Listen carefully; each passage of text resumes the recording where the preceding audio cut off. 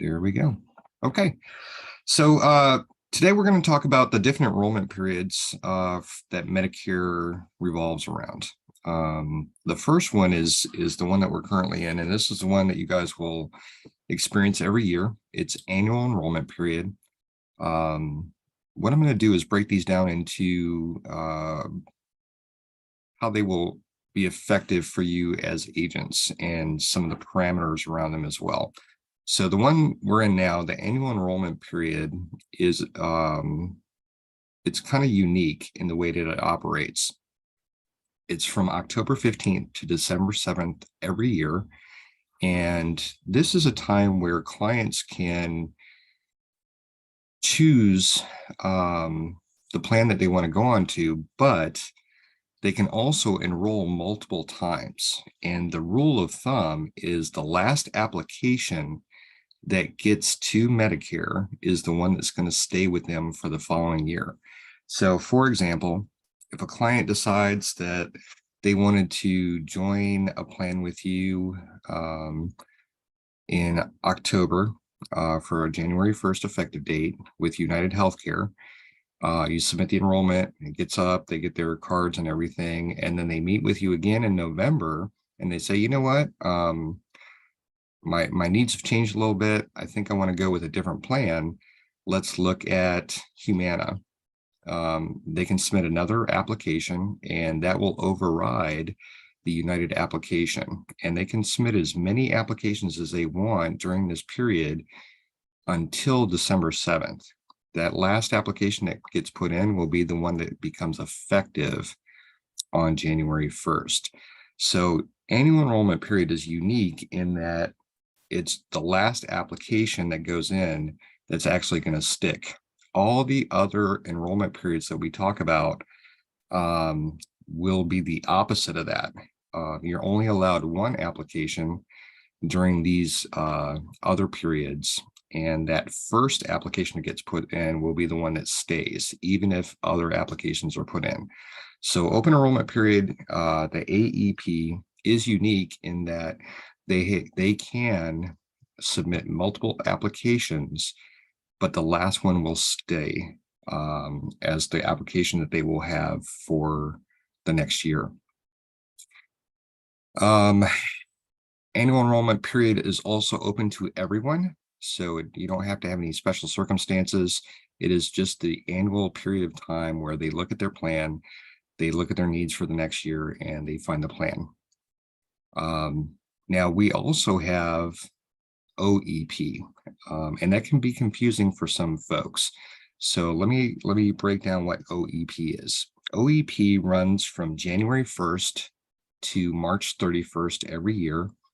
It is for people who already have a Medicare Advantage plan.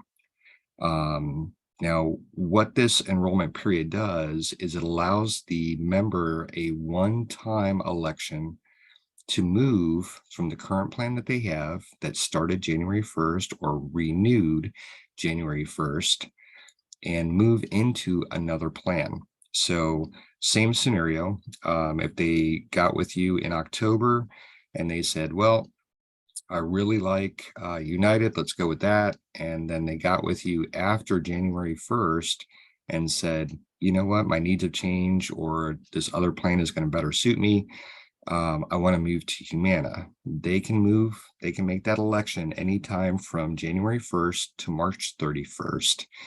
And whatever month they submit that application, the following month will be the effective date. So for example, if they submit that application in January, it will be effective February 1st. If they did it in March, it'll be effective April 1st. So OEP is a one-time election that begins the month following the month that it's submitted, and it is a one-time election to basically fix whatever plan that they're on into a new plan that will better suit their needs. That is also an every year occurrence. That started about 2 or 3 years ago, and it looks like it's going to stay within the Medicare realm. So those two are every year. You should plan for those. And people that that need to review their plan or have Medicare Advantage, it's very wise to have a plan for that going forward. I kind of addressed that a little bit when I talked about the marketing strategies and how to plan for setting up meetings with your clients every year. So people who have joined with you on Medicare Advantage, just to give you some insight on that, you should plan either in September or maybe even August to reach out to them and say, hey, next year plans are becoming available. I'm starting to see what they look like. I'd like to set an appointment with you between October 1st and October 14th with either you, your spouse, your friends, people in the community, so I can make sure that you're on the right plan, but also answer any questions that you may have. That will help me to better serve clients that I work with. So if you'd be so nice as to let me come in your home and do a little presentation, I would appreciate it. Now, if they can bring friends, obviously that's more people that you can get in front of. Just make sure that you do a scope of appointment before you enroll any of those. Okay. Now, the next enrollment period that I'll touch on, there's two that kind of get confused. And so I'll break down what they are. One is IEP and one is ICEP. IEP refers to people who are just coming on to Medicare with their Part A, B, and D. So basically, IEP will be an election period that you would use for somebody who is going to go on to a Part D standalone, and it'll be the first time that they join a Part D standalone plan. Where ICEP is an initial coverage election period, that is the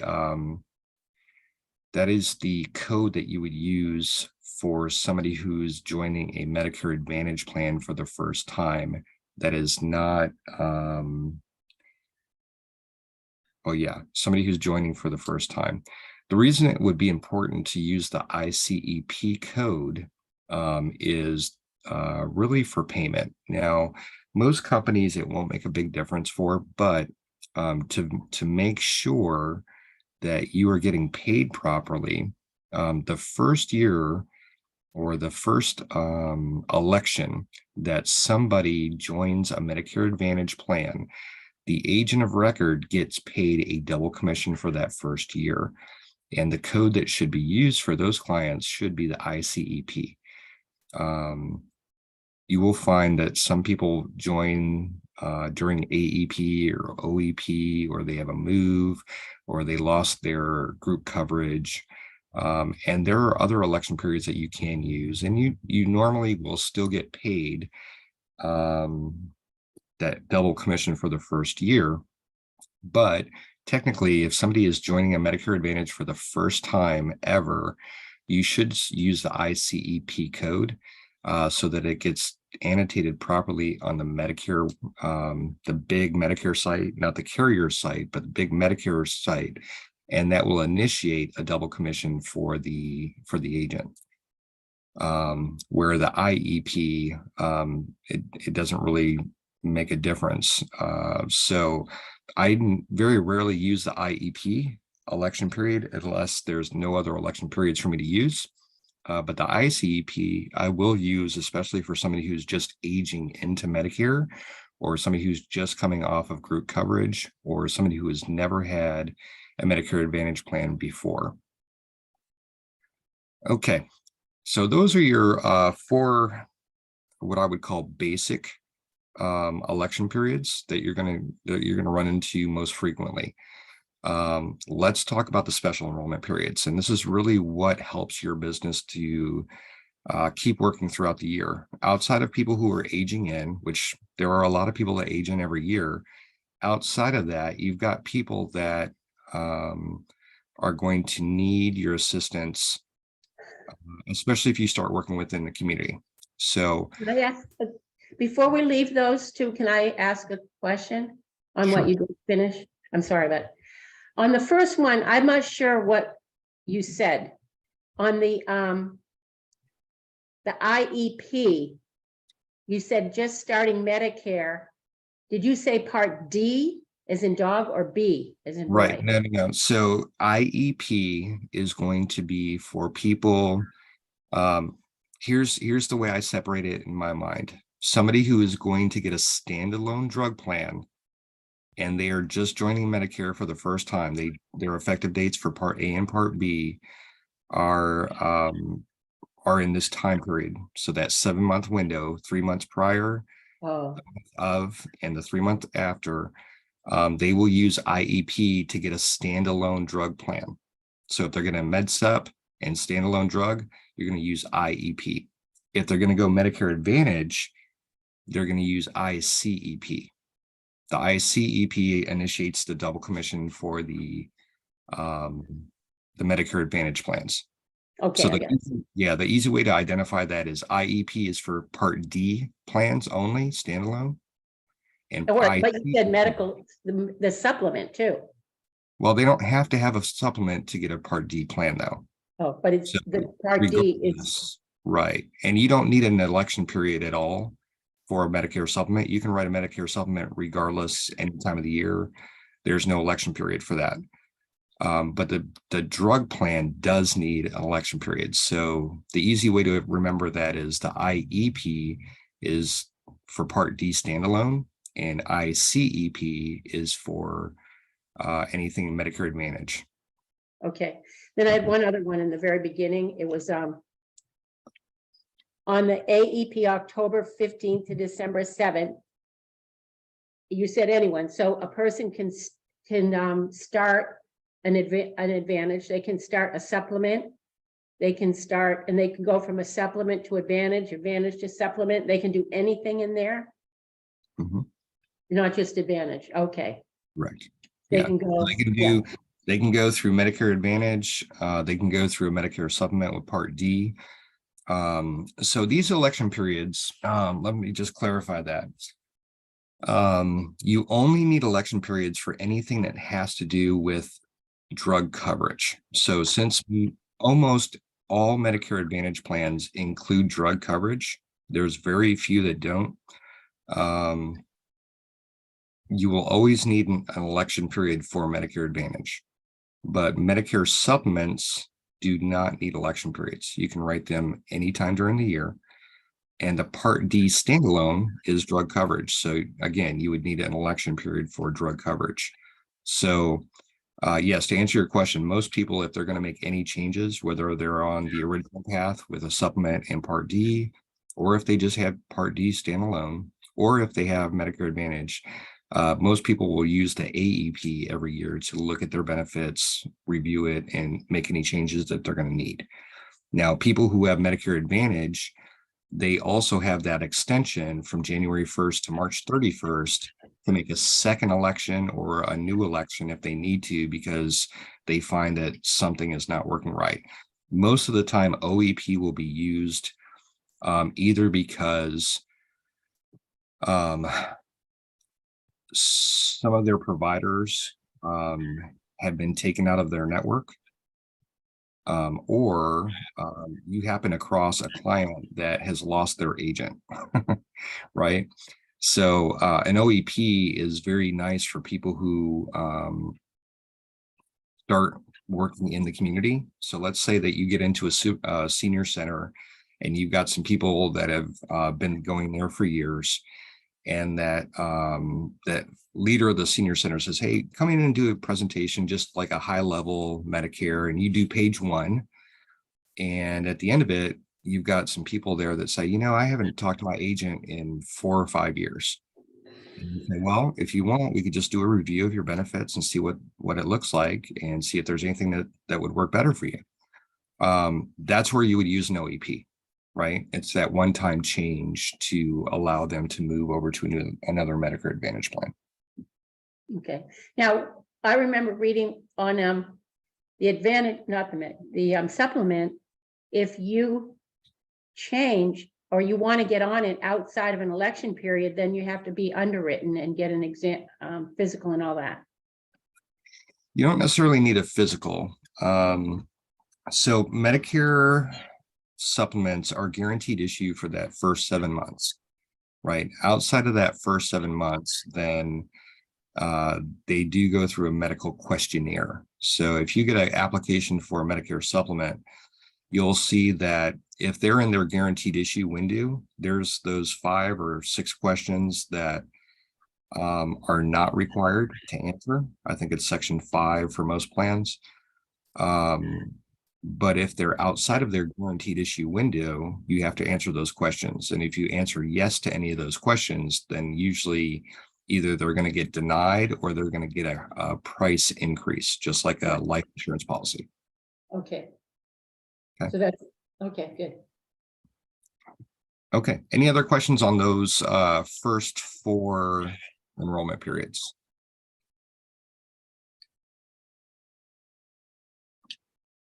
No questions. Okay. So we'll move on to special enrollment periods. And this is, again, depending on how strong you market and how tied in you get into your community, these are really what helps your business to continue to grow and expand throughout the rest of the year. So one of the most common ones is the MOVE SEP. So any of the SEPs, you're going to have your start date, which is when the event happens, and then you're going to have 60 days from that date. So you basically have a 2-month window from an event that would be considered a SEP. So for example, moving is an event. So this can be somebody who moves from zip code to zip code, from state to state, from outside the US to in the US. The only time move does not normally work is if you are moving from one address inside a zip code to another address inside the same zip code, because the plan elections will not change. But a move SEP, so if you moved into an area January 1st, you would have the whole month of January and February to pick a new plan that would better suit their needs. The reason for that is if you move from one area to another, let's say I moved from California to Florida, the plans in California are not the same plans in Florida. If I move from one county in Florida to another one or any other state, the chances are there's going to be different plans or different versions of a company's plans inside of those different counties. So Medicare recognizes that, and that's why they allow the MOVE SEP. So that SEP starts from the date that they have moved plus 60 days. Another prominent SEP that you will use is somebody, and this is especially important on the East Coast, maybe even the West Coast. If somebody is impacted by an emergency or a disaster that's declared by either the state or the federal government, that generates an SEP as well. So for those of you in Florida, and I reside in Florida, so you hear me talk about Florida a lot. Those of you who are in Florida, we are in 2 different election periods right now. We are in AEP, which will end December 7th. So we got about a week left on that one. But we're also in a state of emergency SEP. And that SEP, normally you'll just put emergency or disaster. That one runs all the way until March 31st, I believe. A lot of carriers will push out that information. I think I posted the last one inside of the Better Chat underneath the LBA channel for the different counties that are affected, but it's pretty much the whole state of Florida that has a special election period because of the hurricanes that came through and caused so much damage. I think California may have some of those from either the wildfires or earthquakes, but I don't know of anything that's active right now. But you can always go to one of the carriers in the area that you are at. So for example, if you're in California and you work with Medi-Cal or Kaiser, they usually will send out an email that says, hey, we're in a special enrollment period for emergencies, right? So that's another big one that you will find if you live in an area that's been impacted by one of those things. And again, the CMS powers to be will actually dictate what that period of time will be. Generally, it's 60 days, but in this case, they've actually given a little bit more for Florida residents. So I think they've just matched what a OEP is. But it is effective right now. So if you find clients and you're a Florida resident, and you find clients that need assistance December 8th, 15th, 20th, you can still write those clients for a January 1st effective date. You would just use the emergency or disaster SEP for that one and still get them a January 1st effective date. Another one that's not necessarily used very often is SEP for released from incarceration. So if somebody is overnight in jail, it could be one day or several days or months or years, it doesn't matter. Once they are released from incarceration, that actually generates an SEP. So not that it's widely used, but if you find a client that has no other options and they happen to fall into that scenario, you can use release from incarceration as a special enrollment period. Another one that you will not necessarily use very often, but is nice to know that you have in your back pocket, is if somebody goes into or comes out of nursing home care. Now that has to be an overnight care. It's not an outpatient. If somebody is in patient nursing home care, and they go into or come out of that care, that is an SEP that starts from that date plus 60 days. And most of the SEPs, with the exception of the disaster, will be the 60-day mark. So the event plus 60 days will dictate when they can sign up for a plan. They will become effective for their plan the month following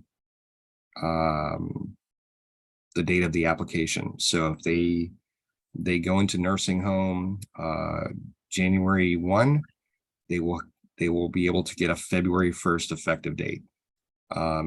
If they go into January 1 and meet with you in February, then they will have a March 1st effective date.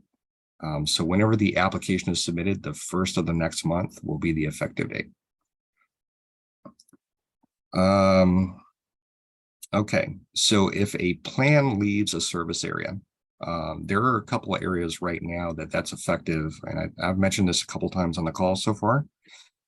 There's one carrier specifically that I'm aware of that will affect a pretty large amount of states, which is Bright Health. So any of the members who had Bright Health Medicare Advantage should have received a letter from Bright Health. But if they have had that coverage, their coverage will end in December 31st. They will have an election period all the way through the end of February to change into a new plan. So you're probably asking yourself, well, what do I use? Do I use loss of coverage or do I use OEP? In that scenario, it wouldn't matter.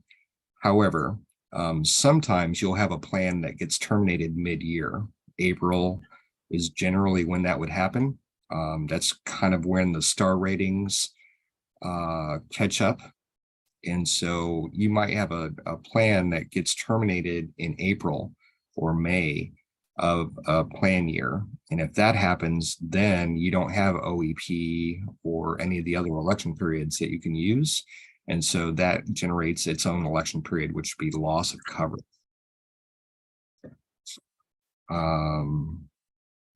There's a couple of areas that will be affected by that this year. I think if you are an agent that has license in Tennessee, I know Florida will be affected by Bright Health. I'll try to put together a little something and put into the chat in the Better website if I can do that without being non-compliant. But I'll release what I can. Okay, moving on. If somebody, and these two kind of go together.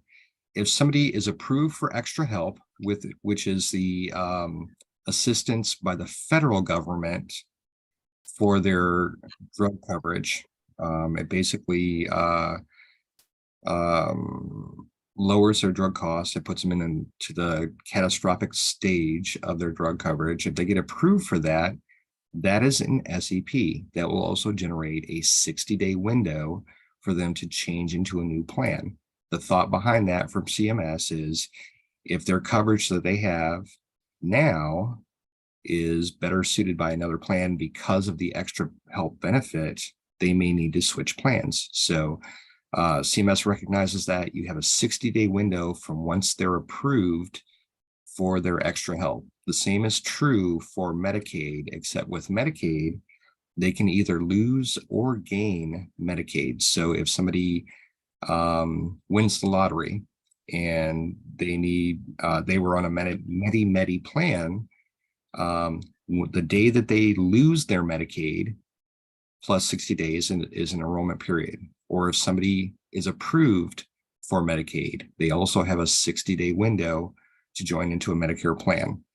The same concept applies. The benefit or lack of benefit for that extra assistance that they're getting will change their plan selection options.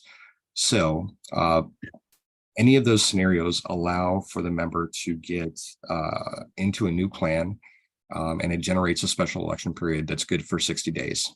So you would have either loss or gain of Medicaid or approval for extra help. Most hard copy plans will show you on the application multiple election periods, and they will specifically say either extra help or Medicaid or something of that nature. And then the last one is kind of my fall too. When I meet with a client and I have exhausted all my resources to try to find them an election period, and they're not in open enrollment, they're not in OEP, they're not just joining Medicare, they haven't moved, they haven't been in jail, they haven't been in a nursing home, there's no natural disasters, none of that stuff is applicable. But they really need to change into a new plan. What I will do is I will sign them into a state pharmaceutical program. For Florida residents, and I think I addressed this before, I'll put this website in here. Every state has an assistance program. And again, I'll refer back to the documents that I put in the LBA website. But for example, for Florida, you can go to, I'm going to put this in the chat.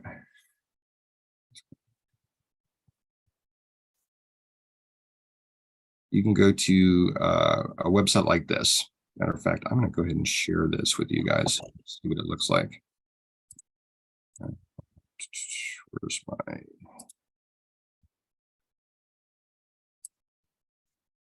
You guys can see my thing here, right?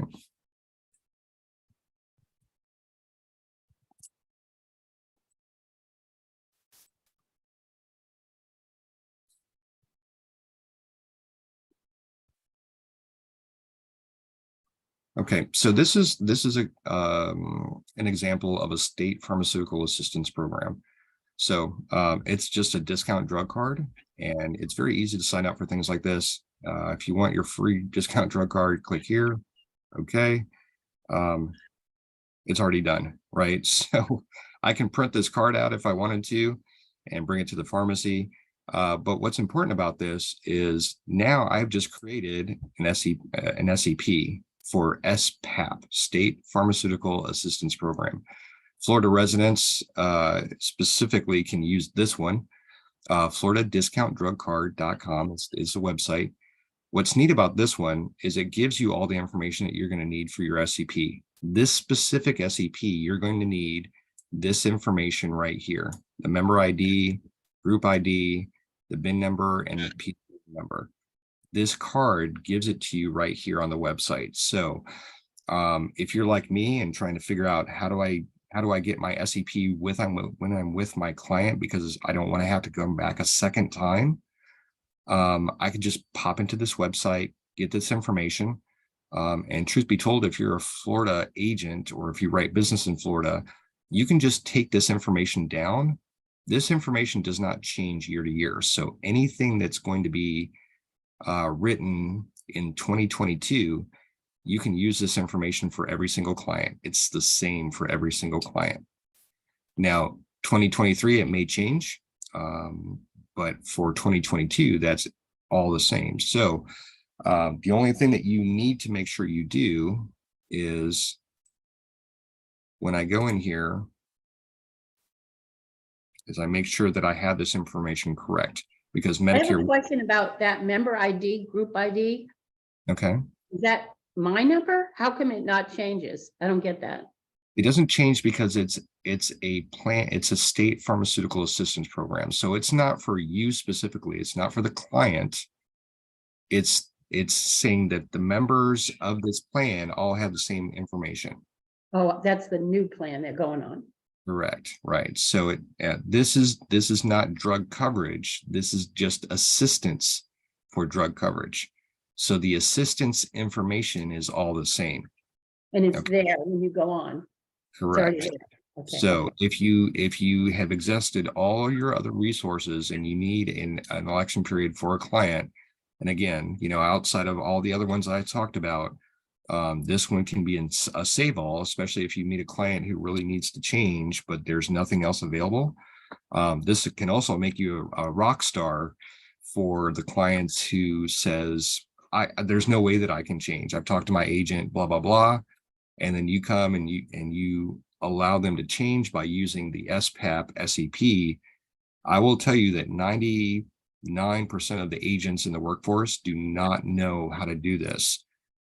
This is super effective. So if you go in and you use a state pharmacy assistance program, SEP, it is a valid election. So you can go ahead and change them into a new plan anytime during the year, which most agents don't know about. So it can make you light years ahead of all your competition, especially if you start working with the different community partners. I find that it makes me very popular at places like senior centers, because where other agents will turn their back and say, I have to wait till next year, I can go in and fix problems right now. So highly encourage you guys to understand what this is. If you have any questions about what I'm implying here, bring them up now, right? Because this is very important. When there are no other election periods, this can be your save all to get your clients into a plan when they need to. Okay. I have a question. Sure. Is the BIN and the PCN also going to be up there? Yeah. So, Bet, if All you of went them? to the website right now, sorry, I'll go ahead and pull that back up. If you go to the website right now, matter of fact, if you could go ahead and do that, you should have the same information. It should be identical to what I see on my screen. And then you print and that's it? They don't have to put their name or anything? Sometimes it will ask you to put their name. So if it does, I would encourage you to put their name in there. It's not going to have them sent anything. They're not going to put their address or anything else. It would just be first and last name. And they would just have their information on the card. So this information, like I said, doesn't change from member to member. It's all the same. Okay. So whether they have the card or they have their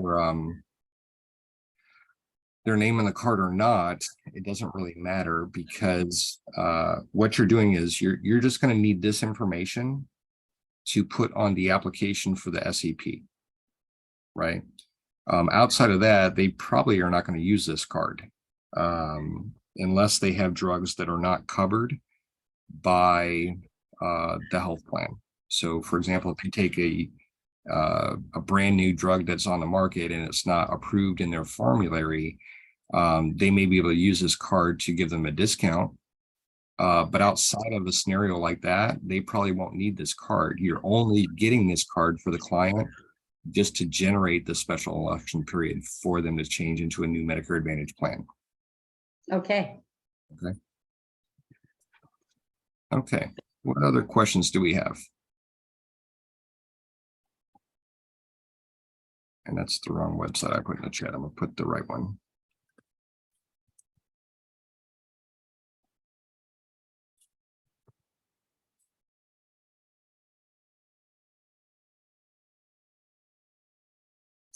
If you're in another state, I know there's usually I type in discount drug card in the state that I'm in. If you don't find anything like that, if you're in a different state, feel free to either email or text me. I'll put my information in the chat here again. But I usually have different websites for different states. Legacy benefit. Oops.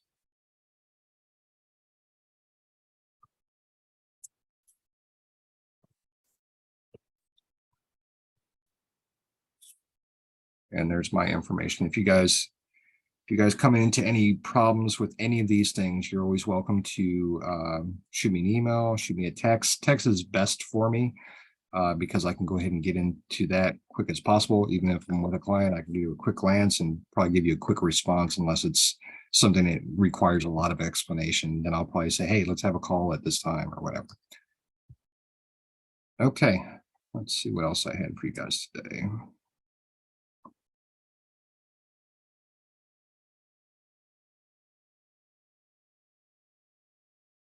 Yeah, that's pretty much it.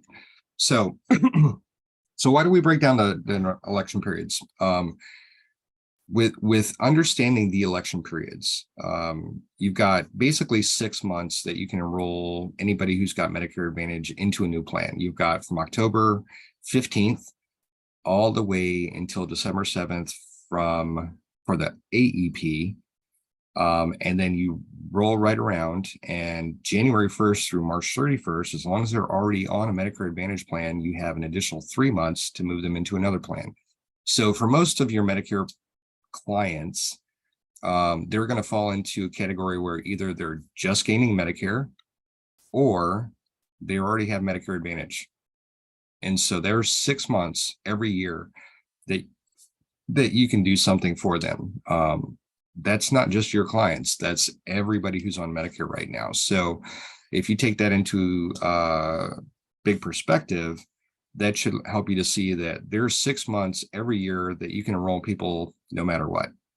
Outside of that, I've shown you all the other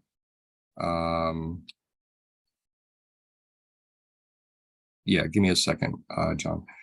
Outside of that, you had the other special enrollment periods that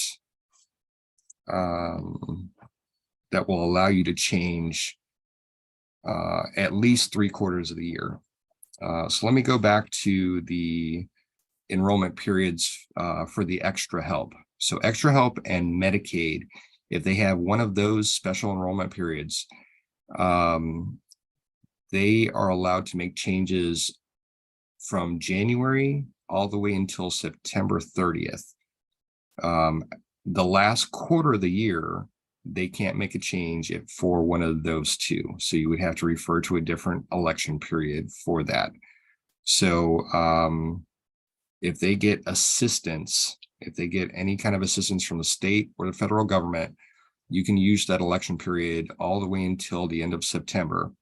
But the last quarter, they cannot be used. Okay. John, you were asking about the acronyms. What are you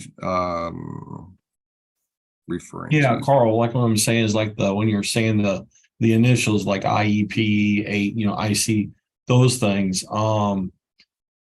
It's in our world is great, but if we happen to say something like that in front of a client, they're going to say, well, what's those initials? Right. So I'm saying, yeah.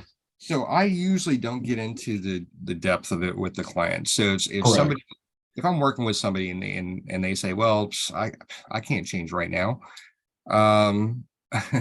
I don't get into, well, I'm going to go into state pharmaceutical assistance program and this is how I'm going to do it. I say, look, yeah, right. Yeah. Trust. I was just like, because what I was What I saying, what I was saying, Carl, on the acronyms is like, maybe you could put it on the, not, not just for us for edification out there in better, just to say, this is what this is what this is, so that we have the translation. Because, nowadays everybody uses the shortcut initials.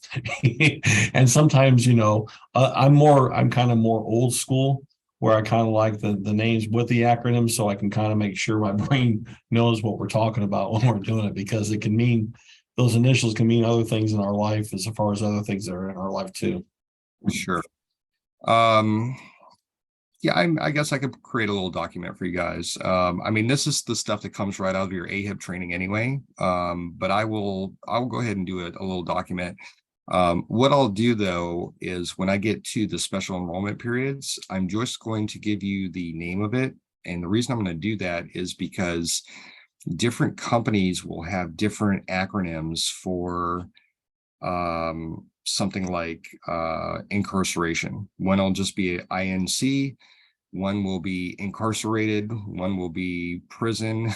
So it'll be different when it comes to the SEPs, but as long as you understand what to look for, then you'll be able to find that in the application process. So there's not going to ever be a scenario where you don't know that the prison or the incarceration is the one for somebody who's been released for incarceration. They'll always have enough information for you to pick that. The only time that I find that that's an issue, and I'll make sure that in the document that I create, that I highlight that IEP and ICEP are different because of what it's used for. But people get confused between IEP and ICEP, and the difference is IEP is for Part D standalone, and ICEP is for Medicare Advantage. So when I create the document, I'll make sure that I highlight that for you guys. Yeah, thank you, Carl. Because like I said, sometimes we get into all this stuff, and sometimes it's those kind of little references and shortcuts like that are beneficial for us in the overall documentation scheme of what we're doing to try and best benefit ourselves for what we're doing for the clients. Thank you. Yeah, absolutely. All right, what other questions do we have? We're doing really good on time today, so I'm going to try my best not to go over. We could even stop early if we wanted to. So what other questions do we have today for the election periods?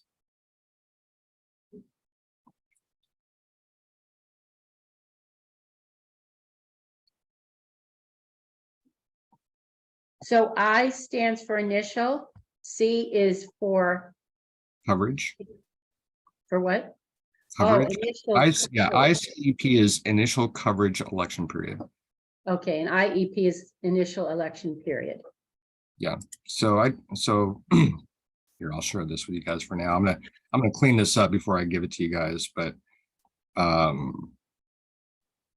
these are your different election periods right now. You guys see the highlighted stuff? Mhm. Okay, so these are your different election periods. AEP, annual enrollment. OEP is the Open. fixer, right? The one you can fix. They just have to have Medicare Advantage to use OEP. IEP is for Part D only, right? ICEP is for those who have Medicare Advantage.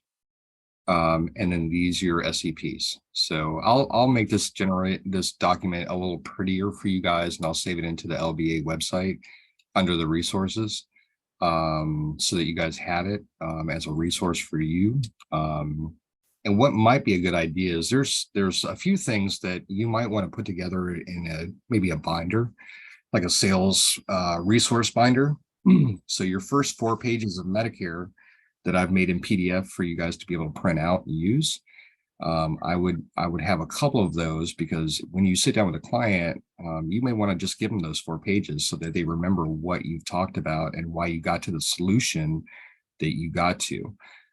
So I would print out pages 1 through 4. I would also print out this once I've got it done, so that you always have a reference to what election period you will use. And then, well, I think that would probably be the gist of what I would have. If you have any other specifics, you can always print out. It might be helpful to print out your state assistance program resources that are available. So if you're Florida, just print out Florida. If you work in California, just print out California. And that way, if you run into a client who may qualify for those benefits, you can take that sheet out and say, well, we can apply for these programs for you to see if you can get additional assistance, both for your Medicare and other things. And it'll help them to see that in I guess right in person. Okay, so I'll clean that sheet up and then I'll go ahead and put that into the LBA chat for you guys, or the LBA website for you guys as well. All right, what other questions do we have?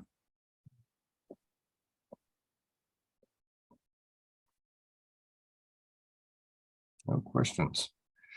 Okay, good. Hey, Carl, how you doing? It's Ted. Good. How are you doing? Hey, I'm in Georgia, and do you think it makes sense to go ahead and get my license in Florida as well? Since I have some contact down there. My mom's down there, for instance. And then you have the extended enrollment periods you were talking about on the last call. Sure. Gain on that. I would say so. I would definitely say if you've got contacts in Florida, for sure, because the whole state's going to have enrollment period at least until March. Right. That's Okay. but we're also going to be launching ACA, and that's a huge business. ACA this year, they have ACA has an enrollment period from November 15th to December 15th, but they also have special enrollment periods for ACA. So the way that they rewrote ACA changes for next year, there's going to be a ton of people that are going to have special enrollment periods for ACA as well. What's ACA? It's the Affordable Care Act, so it's the under 65, the healthcare.gov. Yeah. It's the, what do they call it? The Obamacare.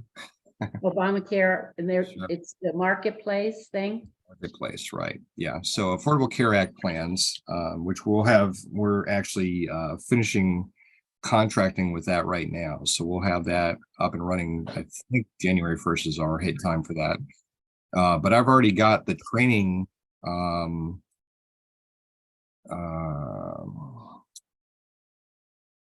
am I trying to say?